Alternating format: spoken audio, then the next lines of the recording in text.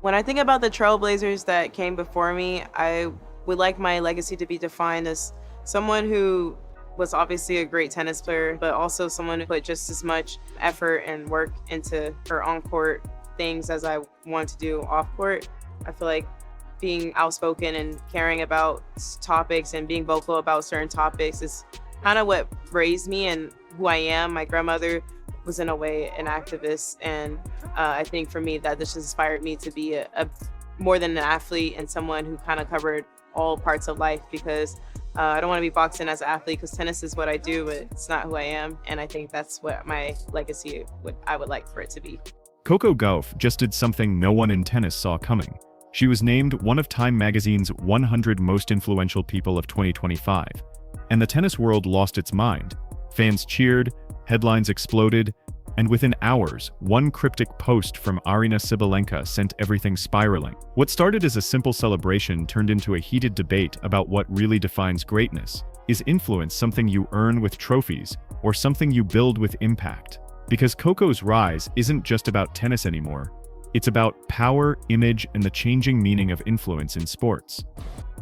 I don't think one means more than the other for me because it's two aspects of my life that I really care about, and Vogue being in the world of fashion and beauty, which is something I've always cared about, and Time focusing more on the off-court core issues of making the world a better place, which I think is also something I care about. So I guess in a way, when you put it in that perspective, then maybe Time is more influential because of the just the platform that Time has created to help uplift social activism and uplift causes that I deeply care about. When Time magazine dropped its annual list of the 100 most influential people of 2025, no one expected to see a 21-year-old tennis player standing shoulder to shoulder with presidents, tech billionaires, and world activists. Yet there she was, Coco Gauff, front and center, staring straight into the camera like someone who already knew her moment had arrived.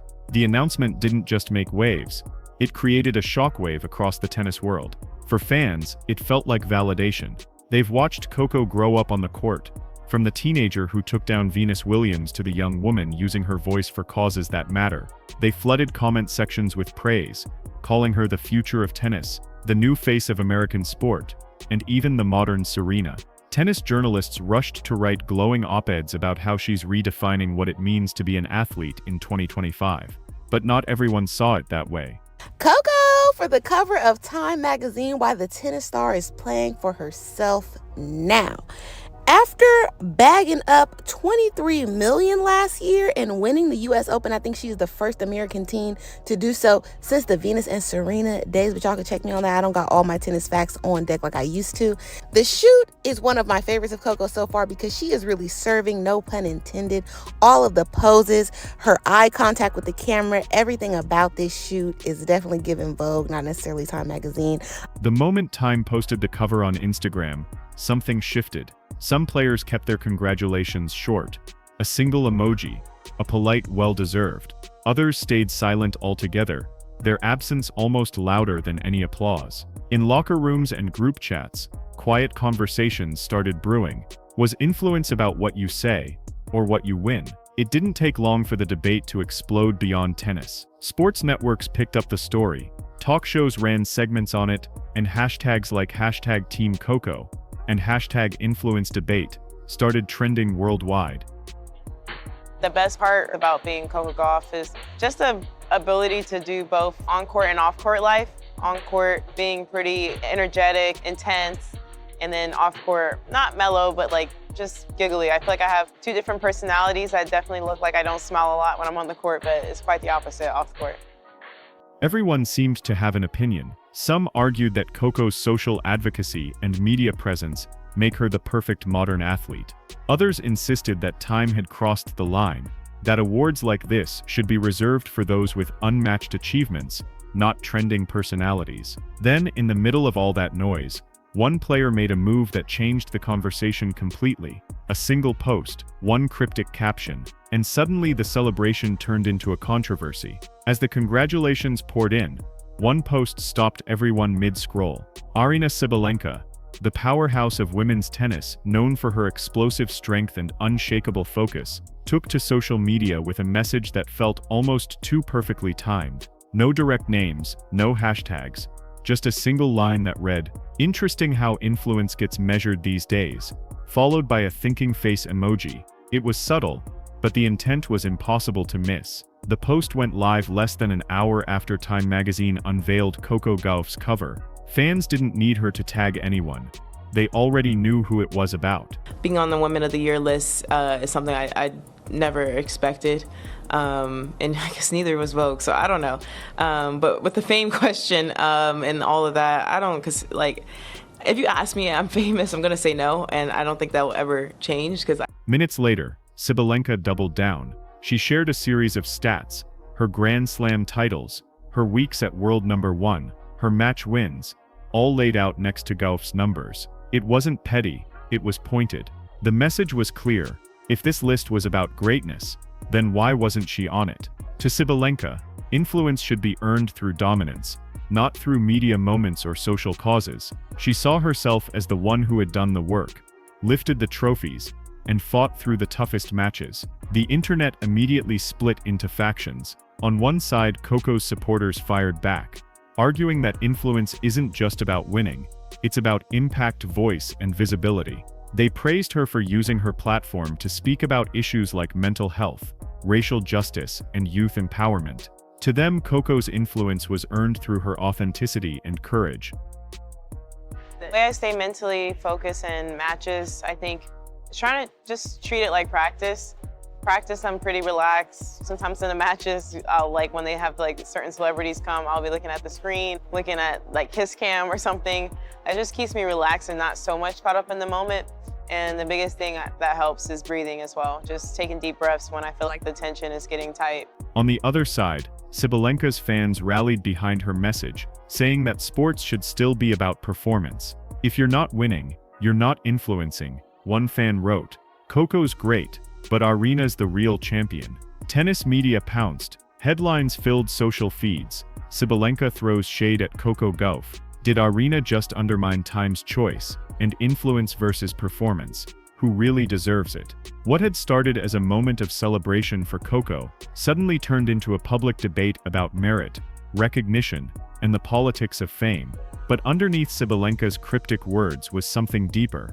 Something that revealed more about her own insecurities than Coco's influence. Because the truth is, this wasn't just about a list. It was about validation, and who gets to define what greatness means in the modern era. Beneath Aryna Sabalenka's post was more than competitiveness. It was frustration. Her reaction exposed a growing divide in modern sports. Being the best doesn't automatically make you the most influential. Sabalenka has the trophies, titles, and dominance to back up her status as one of the greats. But in 2025, that isn't enough. Influence now lives beyond the court, in stories, values, and how an athlete connects with people. Sabalenka embodies the old-school mindset that performance should speak for itself. You win, you earn respect. End of story. Coco Gauff, on the other hand, understands the new reality. She plays the cultural game as well as the athletic one. Her voice on social issues, mental health, and empowerment gives her reach far outside the tennis bubble. That's why Time recognized her, not for her serve, but for her impact. For someone like Sabalenka, who's built her entire career on results, that shift must feel like a slap in the face. All those years of training and titles suddenly mean less in the eyes of a media world that values visibility and purpose. But this moment revealed something bigger than a rivalry. It showed that influence today isn't just about who wins, but who matters. When Time magazine selected Coco Gauff, they weren't just honoring an athlete, they were recognizing a symbol. Gauff represents a new generation of athletes who aren't afraid to speak up, stand out, and stand for something. Her inclusion wasn't about her trophy count, it was about the way she uses her platform to inspire millions. Whether it's speaking on social justice, advocating for mental health, or launching programs for education and youth empowerment, Coco has become more than a player, she's a movement. That's exactly what Time looks for. The list isn't a scoreboard, it's a reflection of who's shaping the world's conversation. Gauff's profile in the magazine focused on how she connects with people who might not even watch tennis. She's relatable, outspoken, and smart about her influence. Serena Williams even wrote the piece that accompanied her feature, describing Coco as the future of the sport. someone who carries the torch with purpose. That endorsement alone sent shockwaves through the tennis community. And that's what stung the most for Sabalenka.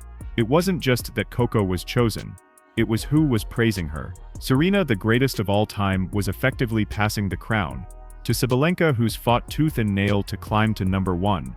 That kind of validation might feel impossible to earn. But Gauff's inclusion also marks a shift in what success means in sports. It's not just about what you win, but how you use the moment after the win. Coco's legacy is already expanding beyond tennis, into culture, advocacy, and influence. And for time, that's exactly the kind of person who defines a generation. The tension between Coco Gauff and Aryna Sabalenka isn't just personal, it's generational.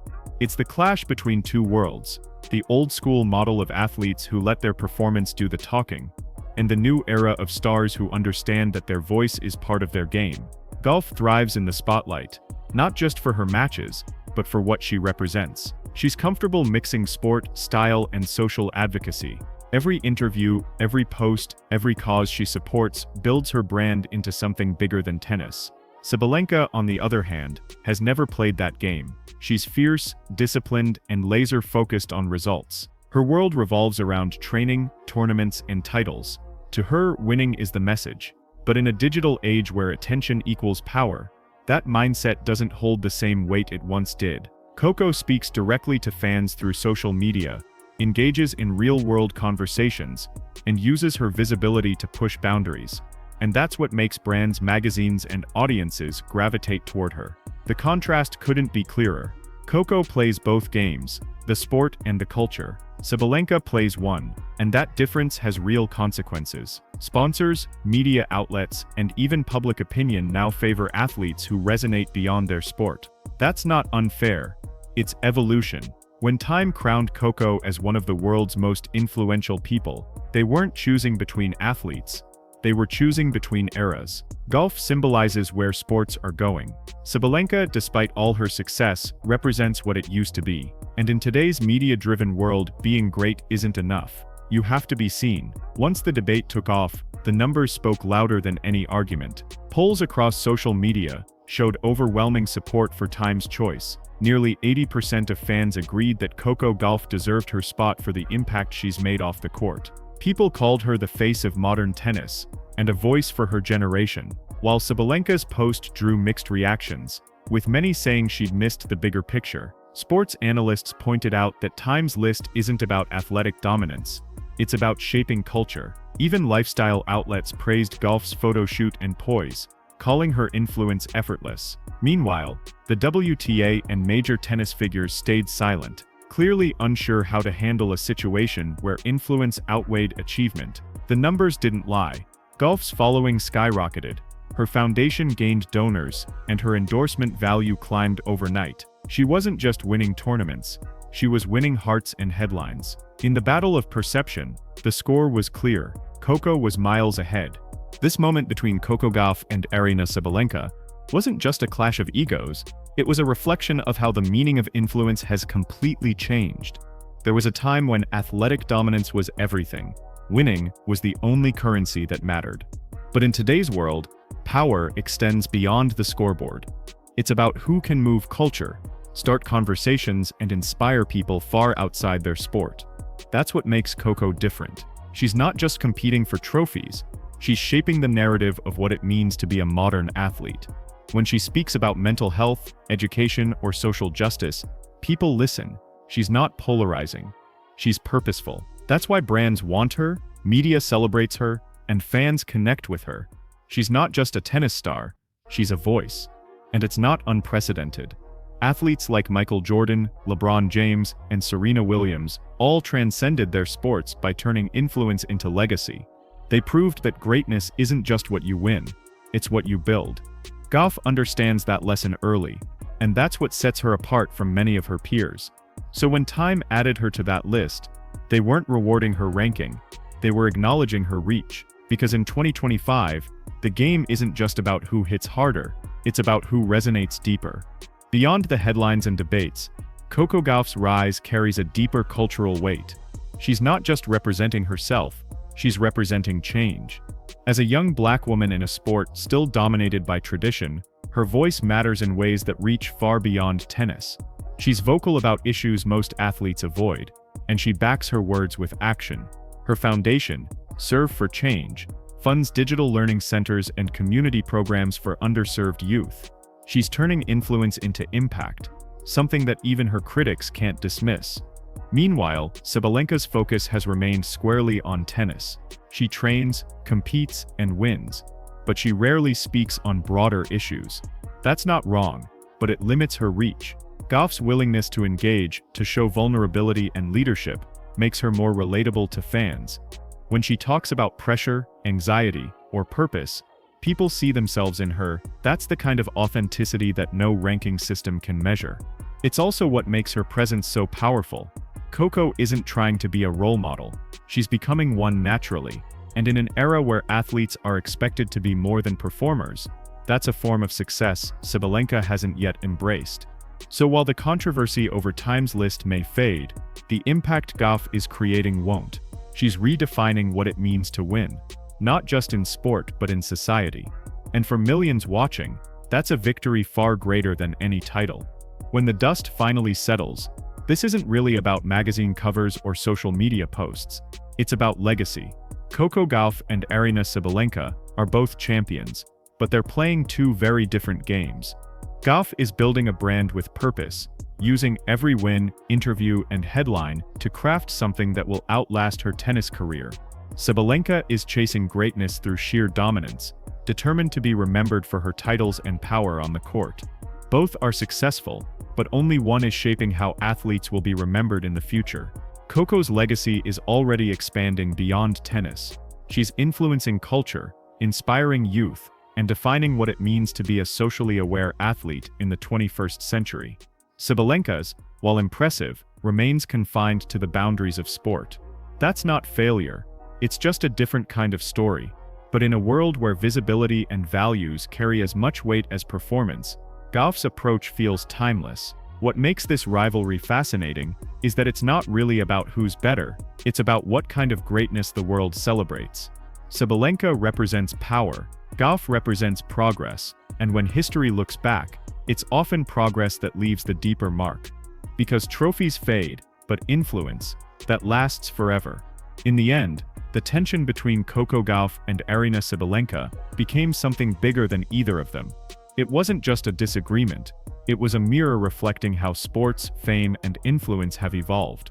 Sabalenka's frustration showed the cost of sticking to the old playbook, where success was measured purely in titles.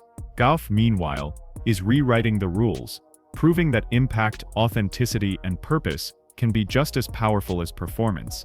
What this moment revealed is that influence can't be earned through trophies alone. It's built through connection, by standing for something larger than yourself. Gauff's inclusion on Time's list wasn't a fluke. It was a sign of where the world is heading. Audiences no longer just watch athletes. They follow them, they feel them, and they want to see who they are when the cameras stop rolling. Sabalenka will keep winning matches. Gauff will keep winning minds. Both will be remembered, but in very different ways. Because in the modern age, greatness isn't just about what you do on the court. It's about the story you leave behind. And for Coco Gauff, that story is just beginning.